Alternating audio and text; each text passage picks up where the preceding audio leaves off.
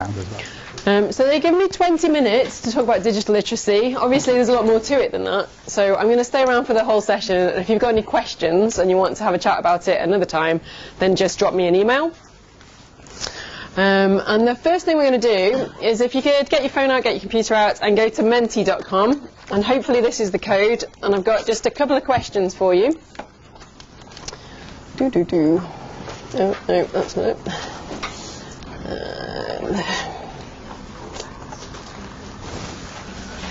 Can everybody see that? So the code is 134676.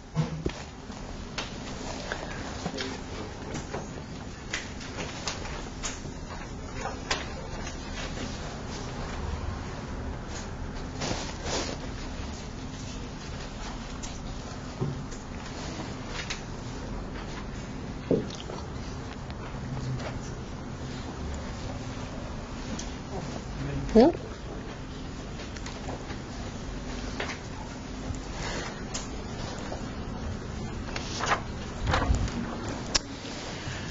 Okay, I know it's possible. One person's done it. Okay.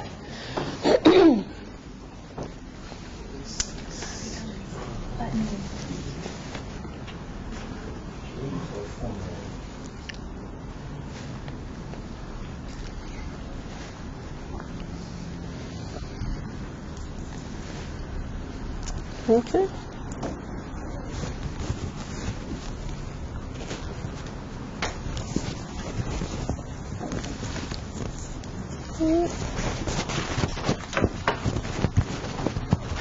Okay, everybody who wants to do it, done it? Yeah.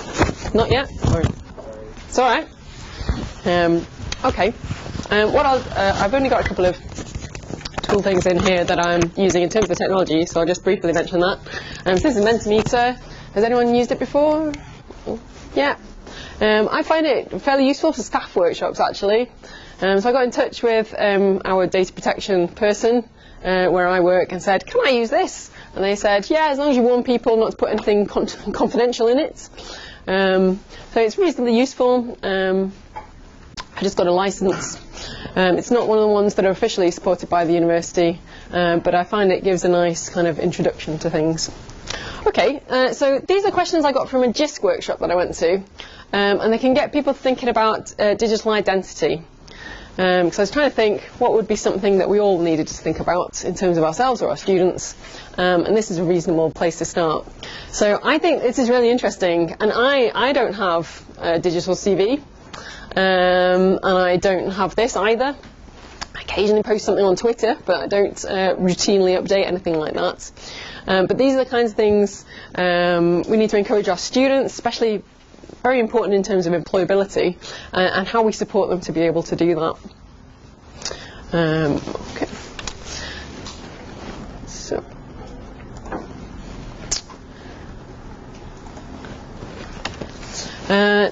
So digital identity, you should be familiar with this. So this is up on the Blackboard site, and there's more information up there and some useful links for kind of get starting reading.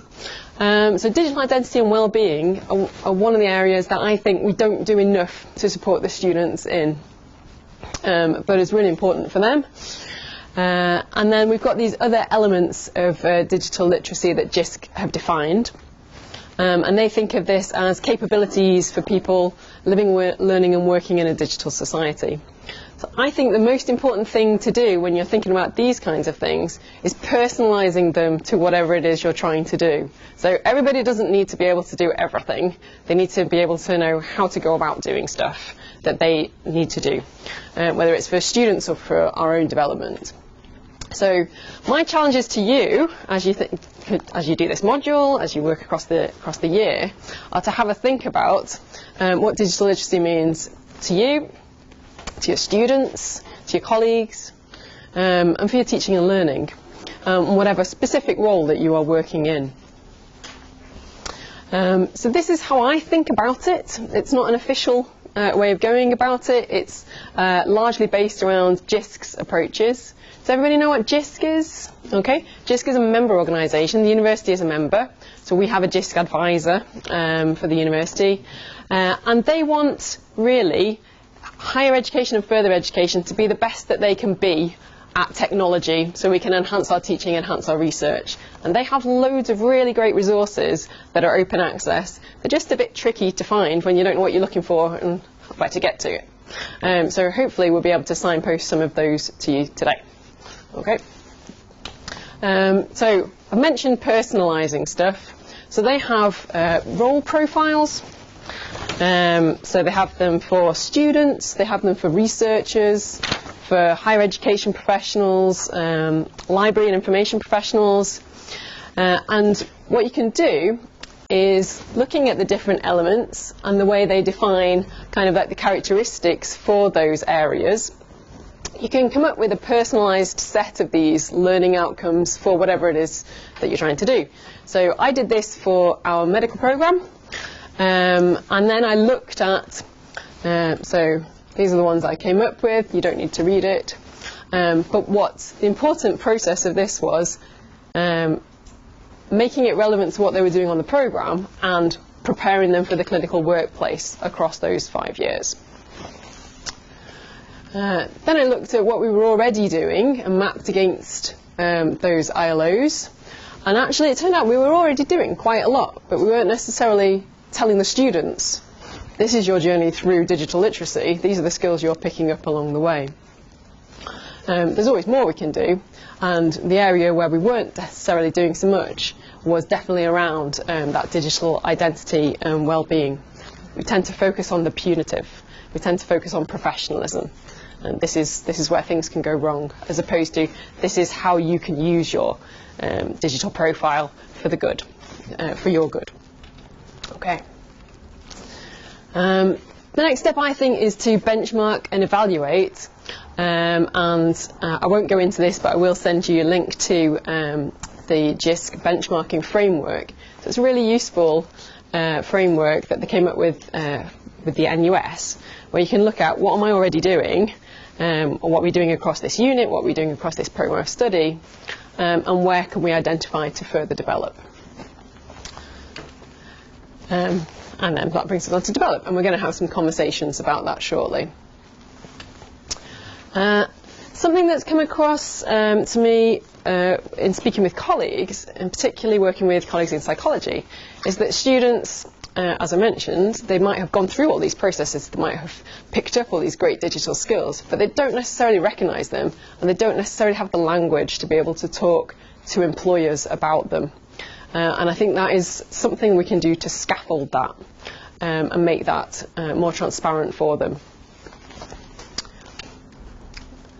How digitally literate are students when they arrive? If you want to just talk to the person next to you about your experience of that.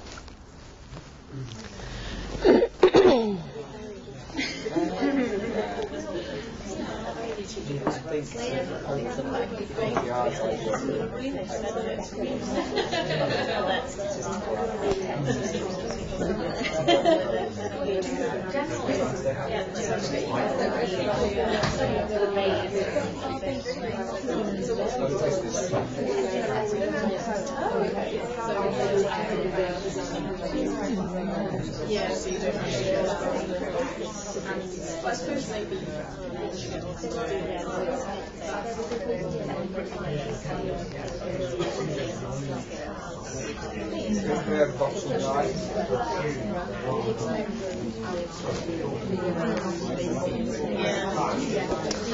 Okay, I'm going to bring you back. Does anybody want to share with me what your thoughts are? Please. There's a big variety, really. Yeah. I haven't really got a baseline other than just a very low one. Yeah. Okay, I'm going to bring you back. Sorry. So we're saying a very big variety, not really a baseline. Yeah. What do you find over here? How's your experience over here? Just going to put it in the room. We were talking about yeah. Most young people are pretty tech savvy, but doesn't necessarily mean that they are able to use it for learning. Like, if you can read a magazine doesn't mean you can read a textbook. Yeah, absolutely. That's for additional knowledge. Yeah, absolutely. I think that's my experience as well. So they know how to do what they want to do. They don't necessarily know how to do what we need them to be able to do. Yeah. So these guys are my heroes. They published a paper that dispels the myth of the digital native. So if you hear it anywhere, send this reference to people immediately. So has anyone heard about the digital native? Not sure what I'm on about? Not sure what I'm on about? Okay.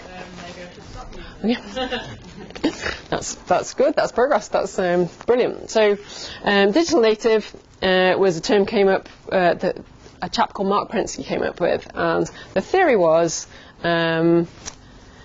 these kids have grown up around all this technology. They must know how to use it. And he went on to later kind of distance himself from it, retract it, because it's nonsense. So these guys published a paper in 2017 saying digital natives don't exist. You still hear it a lot now, so there is no judgment that you still hear it a lot. And yeah, multitasking negatively impacts learning. So I don't think we're surprised by that. I know I can't multitask effectively.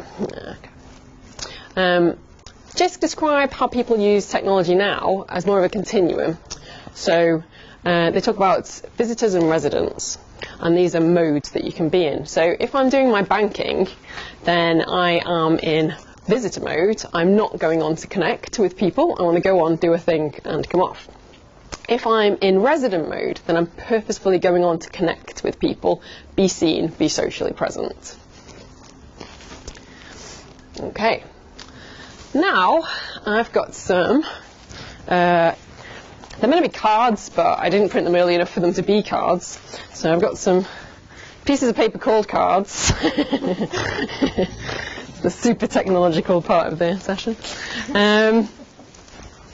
I'll just pop one on each table. Yeah, there we go. So there are 14 cards in these.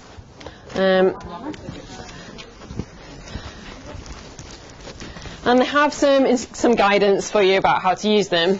I think they're useful, especially when you only have 20 minutes. Starters for 10, really. So what I would say is have a quick flick through the titles, pick a couple that appeal to you, and start having those conversations on your table. So it might be that there are things you might already be doing, and you can identify those. It might be things that you're starting working on. It might be you've not started on them. It might be things that are achievable and you want to work on. So there are just some little prompts on the instructions on the back there, and then the different subjects of the cards. If you can't decide where to start, I made you a spinny wheel. If you go to tiny.cc/spinner, so you can use that, and that'll pick one at random for you. Can I ask you guys what questions you were discussing on here? We were looking at the workplace. Okay. And saying that we're not. There seems to be a kind of trade-off between the technology that's available to us and provides us with things like security, for data protection, and actually what goes on in the real world. So there seems to be a trade-off, and it's not a particularly happy balance. Okay. Thank you.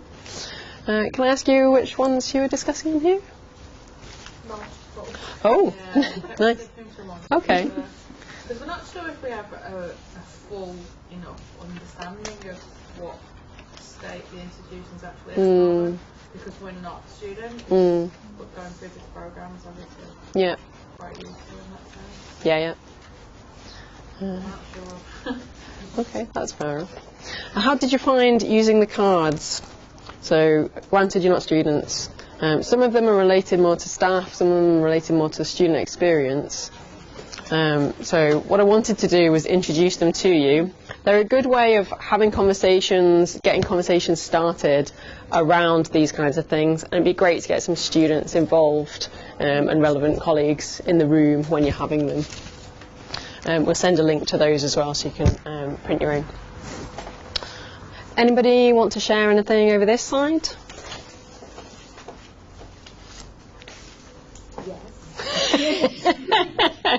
Thank you, Silke. Just a few. I really like the spinner, by the way. That was Superteachertools.us. There you go. So we discussed like how do we give students a sense of belonging to the institution or the digital institution. Yeah. Like it's different across the different departments and schools and everything where we worked. But I know that at the medical school, some of the bullet points that we do take off, so we make them use it if they want to or not. So for instance, we have the e-portfolios that they have to fill out online. The timetable is almost only online, and we remind them that they need to check those things even daily because it sometimes can change. So, but I think there's still a variation, or we're not certain that's across the entire faculty or university. I think you can scale it down as well. So you might not know about the institution, but whatever it is that is your kind of domain that you are working in, filter it for that, so that it's useful for you if you're using them. Yeah, great, thank you. Anybody got anything they want to say before I bring it to a close? No? Okay. So I'm going to be around, and if you have any questions, then let me know. Thanks very much.